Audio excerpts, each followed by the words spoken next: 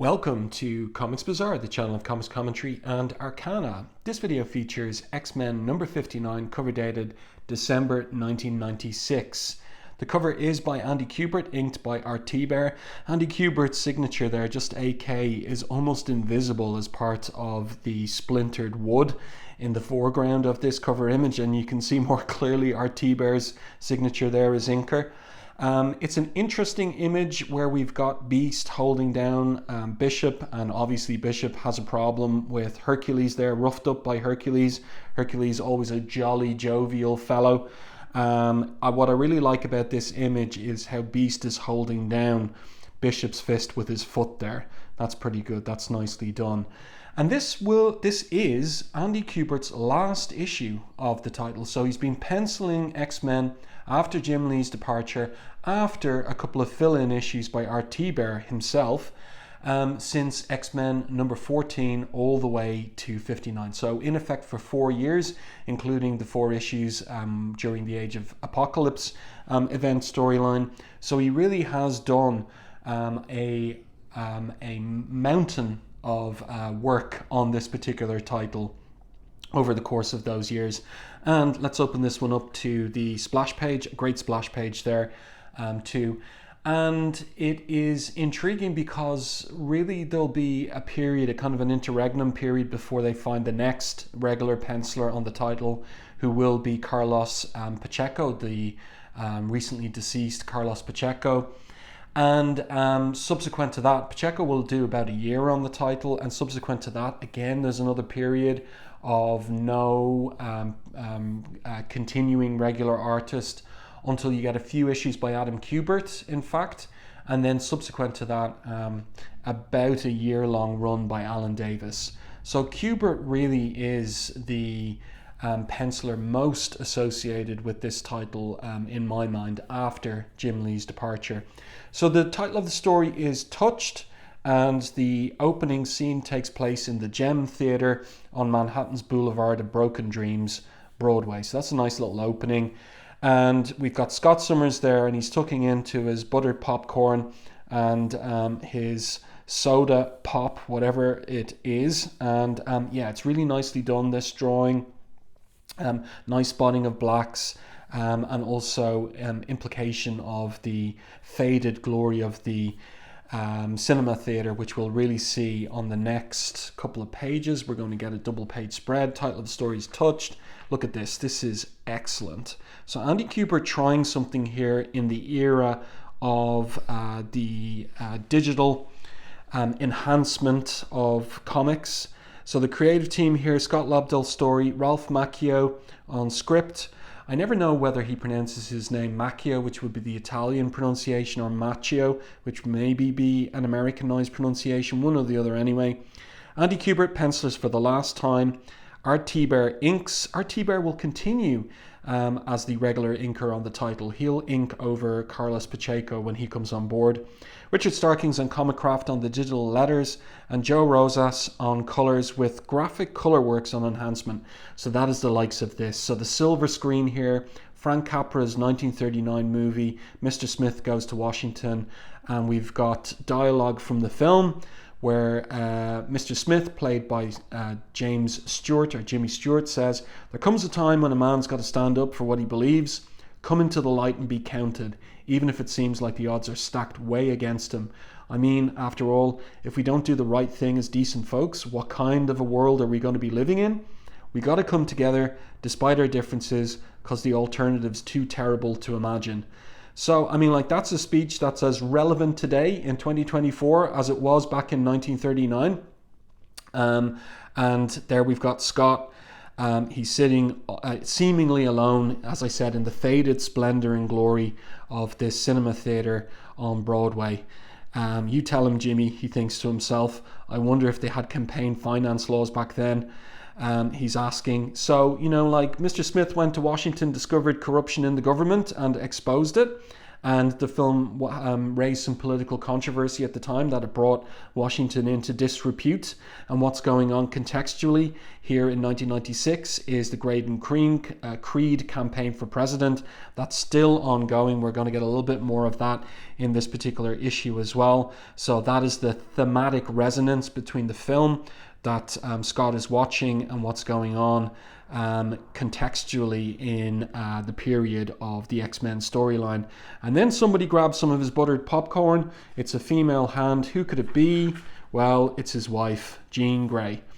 So he says to her in surprise, "You found me?" And she replies, "A wife should always know where the hubby is. Besides, I read minds, remember. You Tarzan, me Jean, the telepath." And then we get another nice image of Jimmy Stewart in the corridors of power whistling away with his sincerity and pureness of heart, cleaning up Washington. And I really like this in the script by Ralph Macchio. Hey, shut up and watch the flick. So somebody else is in there somewhere in the shadows, in the darkness of the almost empty cinema theater. So they look over their shoulders and then they go back to their conversation, but psionically via mind talk. And Jean is worried about Scott because since Professor X has voluntarily gone into protective custody with Valerie Cooper, Dr. Val Cooper, Scott now has the mantle of leadership and it's weighing heavy on his shoulders. Are you upset, Scott? I thought that after what happened with you, with your brother Alex, which was the previous issue, it was Uncanny X-Men 339, you'd want to talk about it? No, I'm not upset, and no, I don't want to talk about Alex. I just want to watch Mr. Smith Goes to Washington. And I like this bottom panel here where Jean stops talking and they just watch the movie. But the story must continue. We're not watching Mr. Smith Goes to Washington, though of course you can do that after this video review if you wish. The scene switches to the Xavier Institute for Higher Learning in New York's Westchester County, and a big image of Bishop getting knocked through a door, it looks like. It's really well done there. And so how many times have we seen Bishop like basically getting punched out? Like, I mean, he is the security for the X-Mansion. So we know from the cover who's done the punch here. Unfortunately, nothing was ever mentioned about Olympian demigods for Bishop patrolling the perimeter of the X-Mansion. So here we get him.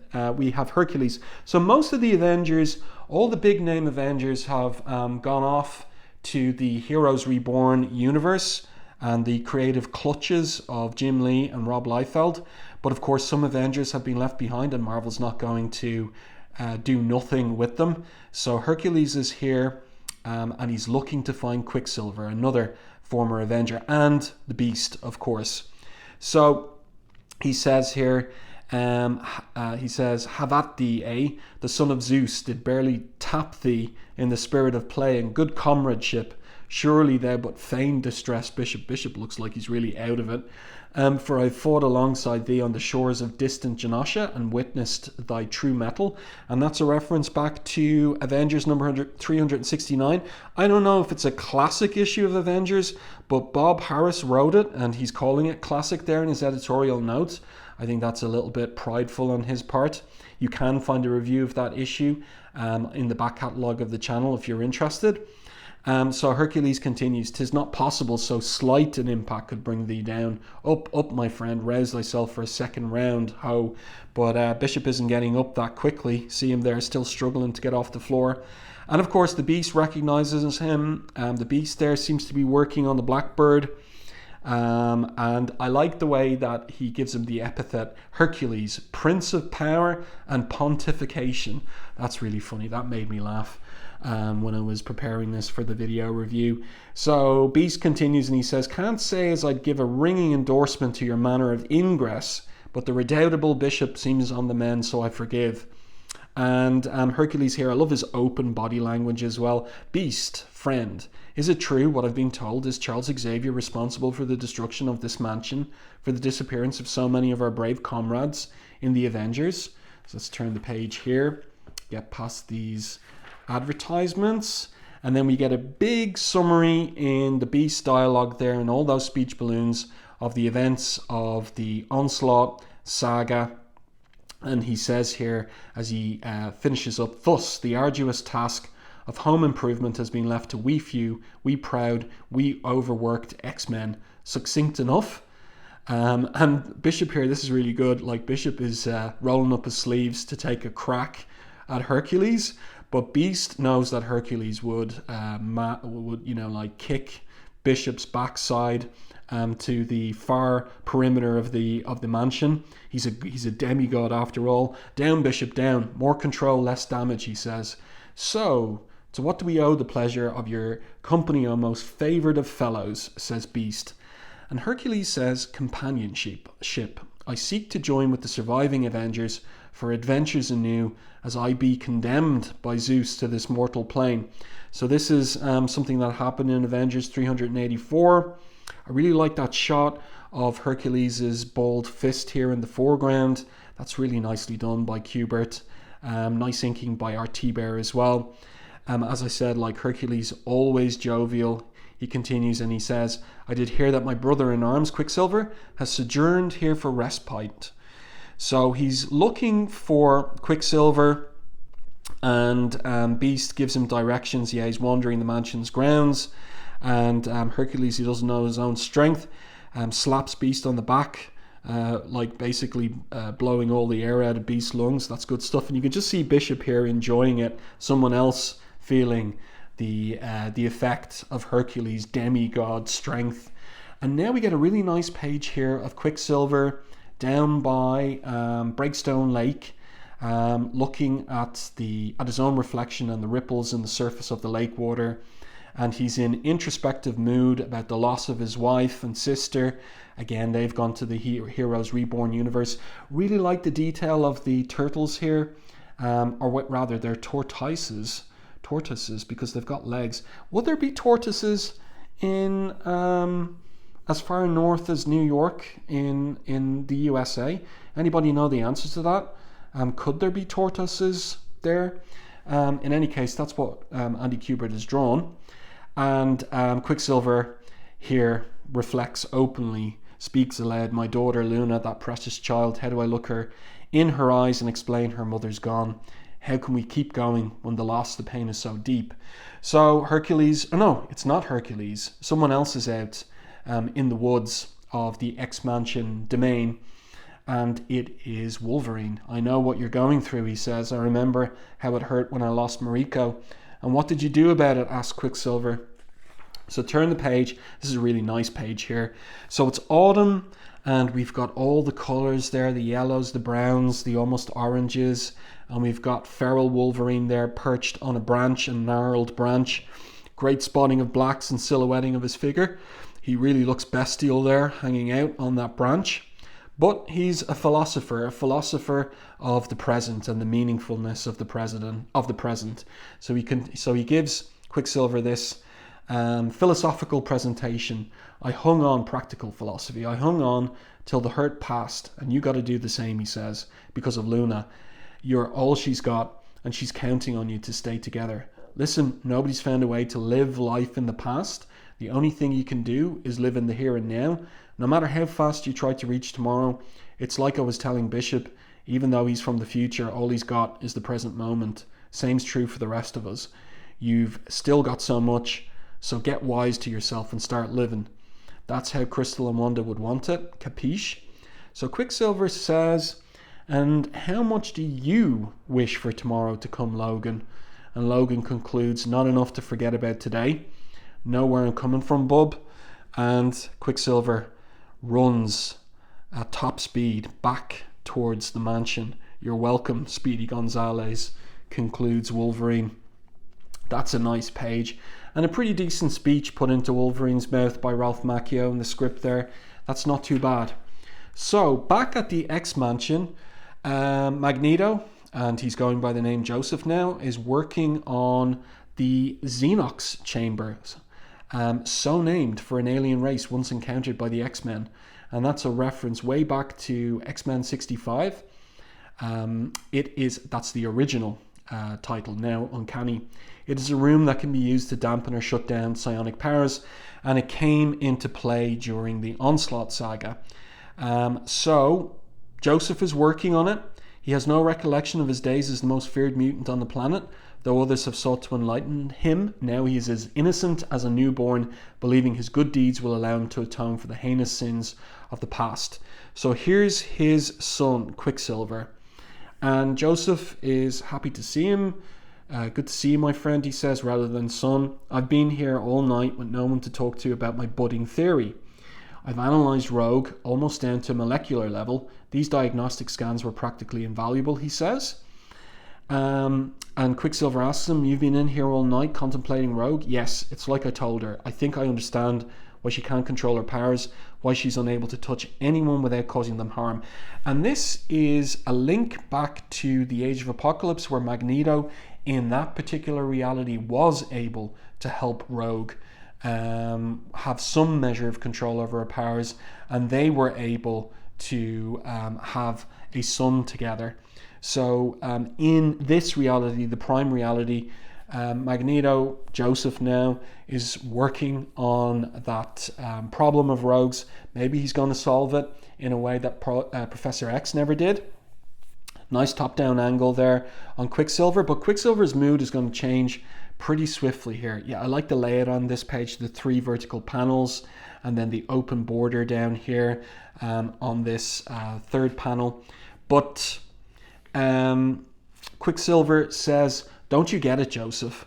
He accuses him. Don't you realize all the damage you've done over the years, the lives you've ruined, the families you've shattered? So Quicksilver, the implication is not happy that Joseph is spending his time trying to help Rogue rather than him. I think that that's the subtext here. I think that that's what's under the surface. And then this is really interesting. You can see the scrunching on Joseph's nose there, and that angry looking eye. How dare you, he says. And look at the change of color. It's almost red there, and then it goes back to blue. You, Pietro. And he just calms down. I like the way that Kubert pulls back the camera as well. You're one of the lives I ruined, Joseph realizes. Quicksilver just turns his head away and he runs away at speed. That's really nicely done by Kubert there as well. And also the open sound effect with Richard Starkin's digital colouring too. And then Joseph is left there hovering, contemplating Rogue. Maybe he should be contemplating his son in his time of grief and need. But of course he's amnesiac, so he doesn't feel that emotional connection. Times Square, and that's a really nice establishing shot of Times Square there. And we have our film. Mr. Smith goes to Washington, so it's the Gem Theatre. We're inside. The film is progressing. And Mr. Smith says, and I'm asking all of you, do the people's will here. Make each and every one of them back home proud that they sent us to represent them in the Senate. So this prompts Scott to say something to Jean. Keep a secret. And she says, you have to ask at this late date.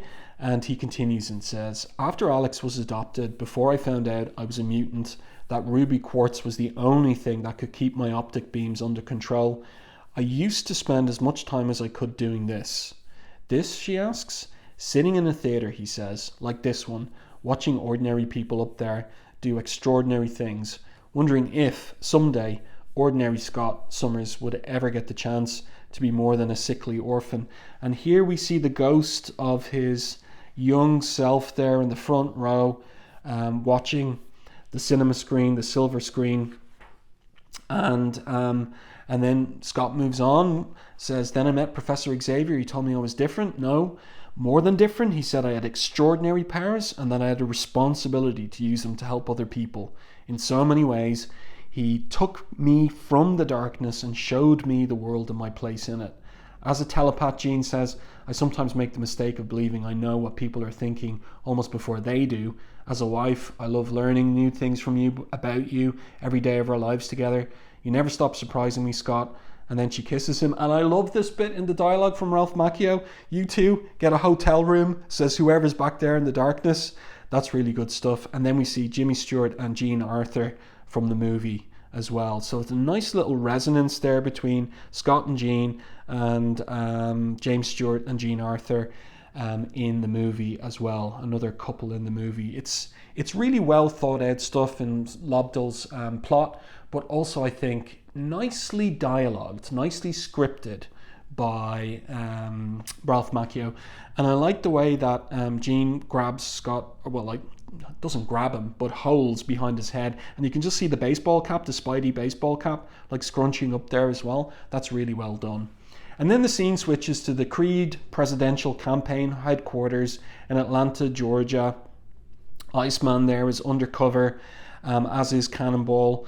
And Iceman's father, in the previous issue, had an outburst when Creed was being interviewed by Trish Tilby. He was in the audience and he's refusing to give his name, so there's no connection possible to be made between the father and Iceman, even though that will prove not to be the case in issue 340 of Uncanny X-Men. You can find my review of that on the channel, but these things are happening in parallel, more or less. So Iceman asks Carly there, who is an assistant on the Creed campaign, does she know where Samson Guthrie is? Samson Guthrie is Samuel Guthrie, Cannonball. And Cannonball has more confidence from Creed. He's more insinuated into Creed's confidence. And he's knocking on Creed's office door here, making his way in. This is very typical Andy Kubert, where like he's kind of hunched over.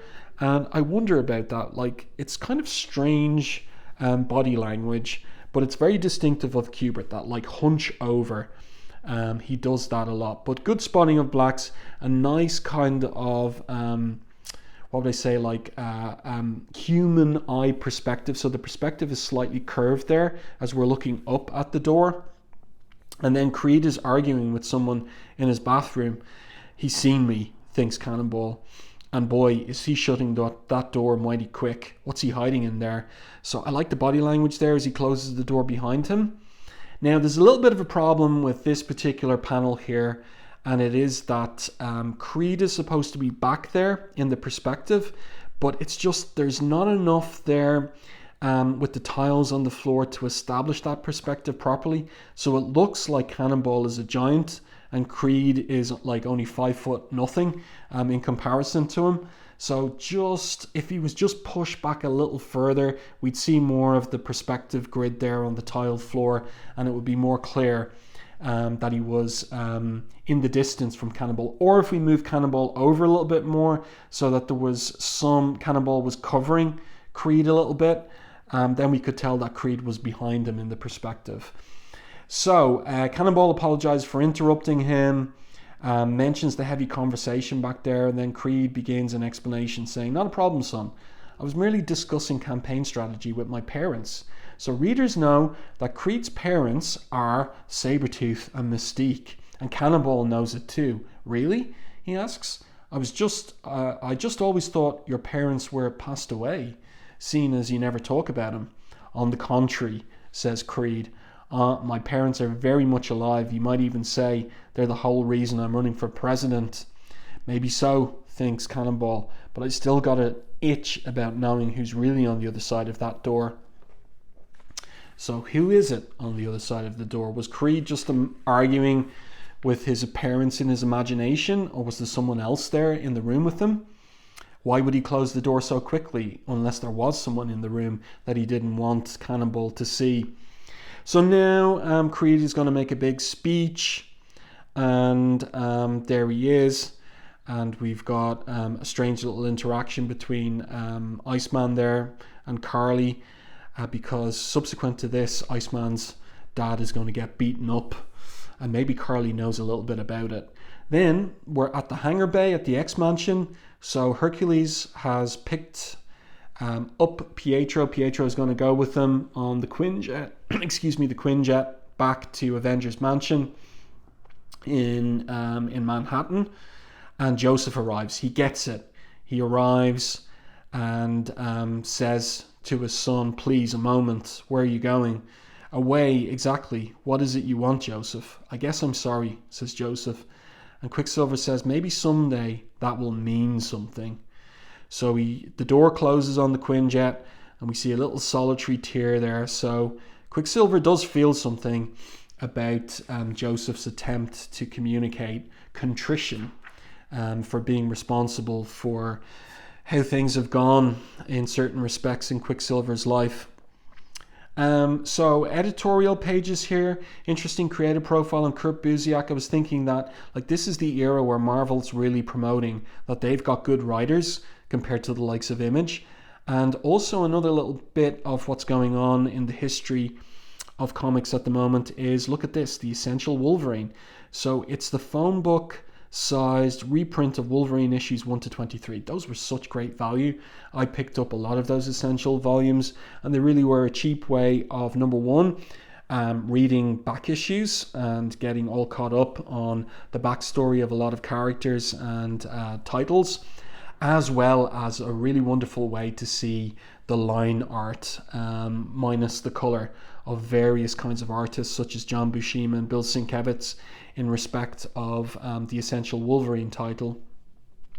So there you go, and now we're back with the Quinjet flying towards New York City. Quicksilver's flying it, and Hercules twigs that Quicksilver isn't in the best of form, and he says, "Might I share the hard-won wisdom I've amassed in the uncountable ages of as I've lived?" And I like this in the dialogue. "No," says Quicksilver. No exclamation point, just a simple no. But Hercules carries on and says, "To carry such a grudge with thee is akin to donning the same raiment day upon day. Even if at first it seems to suit thee, 'tis not forever before it doth reek. A morsel to digest, eh?" And Quicksilver responds simply, "I haven't a clue." And off arcs the Quinjet. That's a really nicely drawn page. And then for our conclusion, we're at the Gem Theatre again. Again, you can see that kind of fisheye lens angle there, optic, that Kubert is using. And also, cheekily, a little poster there advertising Kazar coming soon, because that's where Kubert would go for his next regular penciling gig. He's going to team up with Mark Waid, and Mark Waid will be scripting, Kazar and Kubert drawing it. So a little kind of plug there in the art in the background, the movie poster. So they exit from the theatre, and Scott says, "Was that silly? Not the film. Mr. Smith was fantastic," he says. "I mean, here I am, the de facto leader of the X-Men, and I spend the whole day, blasted day, trying to clear my head in a movie house. And all my responsibilities at the mansion to our teammates, it seems like a waste of time." "What would," he begins to say, and Jean fills in and says, "What would the professor say or do?" Scott, "That man never took the time he needed. He never stopped to smell the roses, to appreciate the very world we've spent so much time trying to save." "Don't wind up that way," she says to him. "Oh great, it's raining," because it is raining outside the movie theatre. And chivalrously, Scott takes off his jacket. "Darling, allow me this one gallantry after seeing Jimmy Stewart. Take my coat." And turn the page. We're going to get our concluding image. This is nice stuff. Again, you get that kind of slightly curved perspective, that human eye type perspective. They call it a fisheye lens. "You need to take care of yourself, Scott," Jean says. "In a way, it's all up to you now." "Not really," he says, "because there's one thing I have that Professor Xavier never had. Us, Jean, it's up to us." So that's a really nice conclusion to this issue, and also to Andy Kubert's run on the title, his 4 years on the title. Really great art in this issue. Lovely final panel there of the rainy street, Scott sheltering his wife, and away they walk. Yeah, good stuff. And also more plugs in the background there. Kazar, and also Hulk, because Adam Kubert, Andy's brother, was going to take over as penciler, regular penciler on the Hulk with Peter David continuing to write it. So really nice, our kind of cheeky little plugs there in terms of what's coming next in 1997. Next issue, Storm and Kandra and the aftermath of not Onslaught, but maybe something worse. Okay, so an advertisement there for Marvel Online, another sign of the times. 2 pages of letters here. And what I find a little bit, or what I find not a little bit, but disappointing and just bad on the part of the editors here, is where is there any kind of little tribute to Andy Kubert after doing 4 years on the title? There's nothing. Nothing about him and this. Oh, sorry. There is here. Sorry, this is all we get. Thanks for writing in. Well, we're all sad to see Mark heading off to do other projects. That's Mark Waid. The good news is that he and Andy won't be separated for long. That's right. The two will be reunited on the upcoming Kazar Monthly, due out in March of 1997. Oh, how sweet it is. But no tribute to Andy Kubert for the 4 years that he did on the title. And there you go. I do hope that you enjoyed this review and commentary on X-Men number 59. Let me know your thoughts on this in the comment section to the video. If you enjoyed my review, please like it in YouTube and share it. It really does help the channel. If you haven't done so already, subscribe to the channel and stay tuned for more content like this.